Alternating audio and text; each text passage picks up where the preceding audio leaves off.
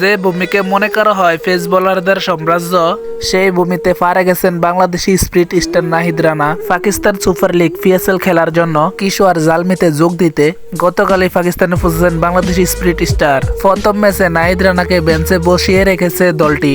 এদিকে মূল ম্যাচে না নামলো নাহিদ রানা গতির ঝড় তুলেছেন কিশোর জালমির নেটে। নাহিদ রানার গতি, সুইং ও দুর্দান্ত বোলিং এ ছিল সতীর্থদের আকর্ষণের কেন্দ্রবিন্দুতে। গতির ঝড় তোলে এদিন নাহিদ রানা তাক লাগিয়ে দিয়েছেন কিশোর জালমির নেটে। শোয়েব আখতারের দেশে বাংলাদেশের এই পেসারের বিধ্বংসী গতি দেখে অনেকেই বলছে এবারের পিএসএল এর শোয়েব আখতারের রেকর্ডটা হয়তো এবার ভেঙে ফেলতে পারে বাংলাদেশের এই তরুণ পেসার। কিশোর জালমির হয়ে পাকিস্তানের সুপার লিগের মূল ম্যাচে মাঠে নামার আগে ঘন্টায় 155+ গতিতে বোলিং করতে দেখা গেছে বাংলাদেশি পেসার নাহিদ রানাকে। এমন তথ্য দিচ্ছে সেখানকার বিভিন্ন মিডিয়া। নাহিদ রানার এমন অবিশ্বাসক গতিতে মুগ্ধ পাকিস্তানিরাও।